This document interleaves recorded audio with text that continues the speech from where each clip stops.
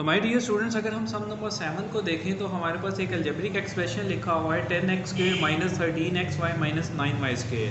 ठीक है, हमने इसकी क्या करनी है, फैक्टराइजेशन करनी है। और फैक्टराइजेशन किस तरह से करनी है, मिड टर्म को ब्रेक करके फैक्टराइज करना है हमने।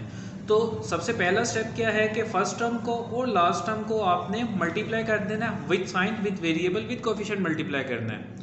तो 10x² को अगर हम माइनस 9y के स्क्वेयर के साथ मल्टीप्लाई करें तो 10 9 90, साथ क्या आ जाएगा माइनस, तो हमारे पास क्या आ गया माइनस 90x² एंड y²।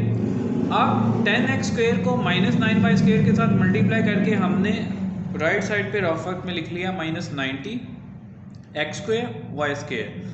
अब हमने मिड टर्म को ब्रेक करना है। ठीक है, अब मिड टर्म को हमने ब्रेक करना है। अब किस तरह से ब्रेक करना है, किन दो टर्म्स में ब्रेक करना है। ऐसा नहीं है कि हमने मिड टर्म को 3 टर्म्स में ब्रेक कर देना है, नो, हमने मिड टर्म को 2 टर्म्स में ब्रेक करना है।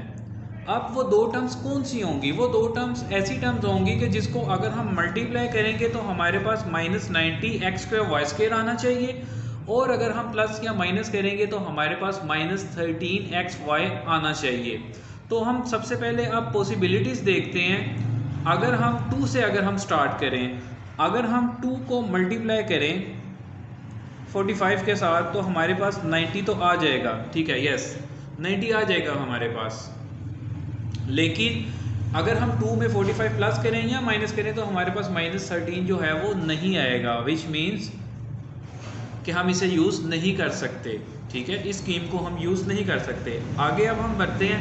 अगर हम 3 के टेबल पे देखते हैं तो अगर हम 3 को हम अगर मल्टीप्लाई करें 30 के साथ तो यस हमारे पास 90 आ जाएगा, दोबारा से आ जाएगा। साथ अगर हम xy लिख देंगे तो 90x² y² आ जाएगा हमारे पास।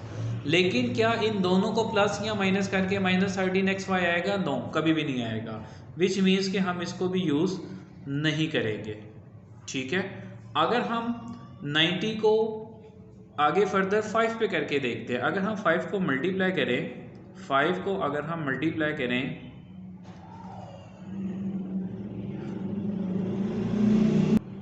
किसके साथ मल्टीप्लाई करें, हम अगर 5 को 18 के साथ मल्टीप्लाई करें तो 18 को अगर हम 5 के साथ मल्टीप्लाई करें तो यस हमारे पास 90 जो है वो आएगा, डेफिनेटली आएगा। ठीक है, वेरिएबल जो है वो हम बाद में लगा लेंगे, साइन भी जो है वो हम बाद में मैनेज कर लेंगे। सबसे पहले हमने 2 डिजिट्स ढूंढने हैं। ठीक है, सबसे पहला जो स्टेप है हमने 2 डिजिट्स फाइंड आउट करने हैं कि जिसको मल्टीप्लाई करें तो ये आए, ठीक है, प्लस या माइनस करें तो मिड टर्म आए। अब अगर हम 5 में 18 माइनस करें, ठीक है, 5 माइनस 18 तो डेफिनेटली साइन जो है वो बड़ी वैल्यू को आएगा। तो अगर 18 में से हम 5 माइनस करें तो 13 हमारे पास डेफिनेटली आएगा, विच मीन्स के 5 और 18 जो हैं वो हम यूज़ करेंगे यहाँ पे। अब हम इसे अकॉर्डिंग टू दी साइंस करके देखते हैं। ठीक है, और वेरिएबल साथ पुट करेंगे। अब हमें x² y² चाहिए, जिसका मतलब ये है कि 5 के साथ भी xy आएगा और 18 के साथ भी xy आएगा। ठीक है, सबसे पहला स्टेप ये हो गया। ठीक है, xy वेरिएबल जो है वो हमने दोनों के साथ लगा दिए, क्योंकि जब ये दोनों मल्टीप्लाई होंगे तो xy भी मल्टीप्लाई होंगे, तो ये हमारे पास वैल्यू क्या आ जाएगी 90x² और y² आ जाएगा। अब हमें क्या चाहिए माइनस 13, तो बड़ी वैल्यू के साथ अगर हम माइनस का साइन लगाएंगे तो ही यहाँ पे हमारे पास माइनस 13 आएगा। ठीक है, तो बड़ी वैल्यू कौन सी है 18, तो हम 18 के साथ माइनस का साइन लगा देंगे और जो स्मॉल वैल्यू है उसके साथ हम प्लस का साइन लगा देंगे। ठीक है, अब प्लस 5xy और minus 18xy is equal to minus 13xy, और अगर हम इन दोनों को आपस में मल्टीप्लाई करें तो हमारे पास क्या आएगा माइनस 90x² y²। ठीक है, 5 को 18 से मल्टीप्लाई करेंगे 90x² y² और प्लस माइनस माइनस, तो हमारी कंडीशन जो है वो कंप्लीट हो रही है। तो अब हम इसको किस तरह से लिख देंगे, यहाँ पे हम सबसे पहले लिख देंगे it can be written as. तो it can be written as लिख के हम जो फर्स्ट टर्म होगी उसको एज इट इज़ लिख देंगे, जो हमारी लास्ट टर्म होगी उसे हम एज इट इज़ लिख देंगे, और जो हमने मिड टर्म को ब्रेक किया हुआ है रफ वर्क में, तो हम इस रफ वर्क को ऐसे ही उठा के यहाँ पे सेंटर में लिख देंगे प्लस 5xy और माइनस 18xy। ठीक है, जो सबसे वाइडेस्ट स्टेप है वो हमारा कंप्लीट हो चुका है। तो अब हम क्या करेंगे, सिंपल हम कॉमन ले लेंगे, ठीक है। पेयर्स ये ऑलरेडी हैं, पहली दो टर्म्स का पेयर बना लेंगे और जो थर्ड और फोर है उनका पेयर बना लेंगे, ठीक है। तो बाय टेकिंग कॉमन, क्योंकि फैक्टराइजेशन में हमने किसी भी अलजेब्रिक एक्सप्रेशन को प्रोडक्ट की शेप में लिखना होता है और उसमें लिखने के लिए बहुत से मेथड हैं। यहाँ पे एक तो ये मिड टर्म ब्रेक है और उसके बाद कॉमन जो है हम कॉमन ले लेंगे बाय टेकिंग कॉमन। कॉमन जो है वो भी फैक्टराइजेशन का एक पार्ट है, कॉमन के साथ भी फैक्टराइजेशन पॉसिबल है। अब यहाँ पे अगर हम देखें तो एक टर्म के साथ x है और एक टर्म के साथ एक्स वाई है, विच मीन्स के y तो कॉमन नहीं आ सकता कभी भी, लेकिन x कॉमन आ सकता है। लेकिन कौन सा x कॉमन आएगा इन दोनों में से, ठीक है। जो कम पावर वाला x है, जो कम एक्सपोनेंट वाला x है वो कॉमन आएगा, जो हाली सिंपल x है।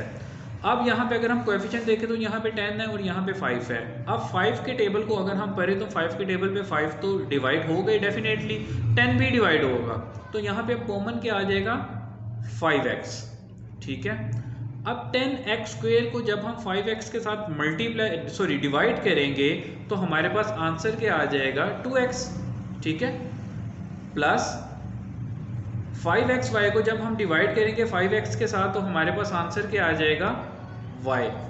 उसके बाद माइनस, अगर हम यहाँ पे देखें तो हमारे पास 18xy है, 9y स्क्वायर है, ठीक है। x जो है 18 के साथ है लेकिन 9 के साथ नहीं है, विच मीन्स के x जो है वो कॉमन नहीं आएगा।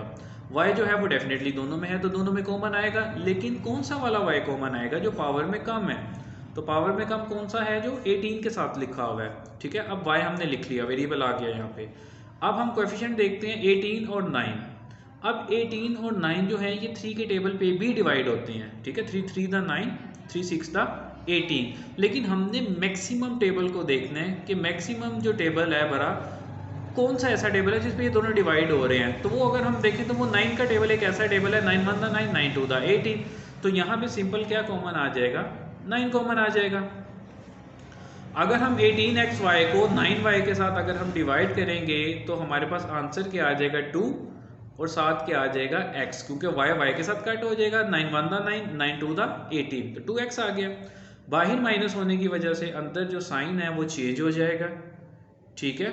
अब 9y स्क्वायर को जब हम 9y के साथ डिवाइड करेंगे, 9 9 के साथ कट हो जाएगा, ठीक है। एक y जो है एक y के साथ कट हो जाएगा और रिमेनिंग हमारे पास कितने y रह जाएंगे, सिंपल एक y रह जाएगा।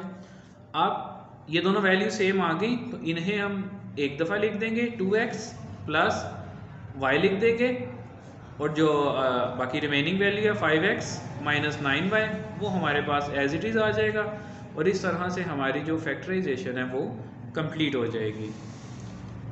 सो स्टूडेंट्स, अगर हम सम नंबर 8 को देखें तो यहाँ पे भी हमारे पास एक अलजेब्रिक एक्सप्रेशन लिखा हुआ है, x square plus 12x plus 27, ठीक है। मिड टर्म ब्रेक करके हमने इसको फैक्टराइजेशन के प्रोसेस को आगे लेके चलना है। तो वही मेथड है कि पहली टर्म को लास्ट वाली टर्म के साथ मल्टीप्लाई करना है हमने। x स्क्वायर को अगर हम 27 के साथ मल्टीप्लाई करें तो हमारे पास आंसर में क्या आ जाएगा, 27x स्क्वायर और साथ प्लस का साइन, ठीक है। रफ वर्क में हमने लिख लिया, ठीक है। अब हमने मिड टर्म को ब्रेक करना है। मिड टर्म को हमने इस तरह से ब्रेक करना है कि जो दो टर्म्स आएंगी मिड टर्म को ब्रेक करके, अगर हम उन दोनों को मल्टीप्लाई करेंगे तो हमारे पास ये वाली वैल्यू आनी चाहिए 27x के, और अगर हम प्लस या माइनस करेंगे तो हमारे पास मिड टर्म आनी चाहिए 12x सिंपल आना चाहिए।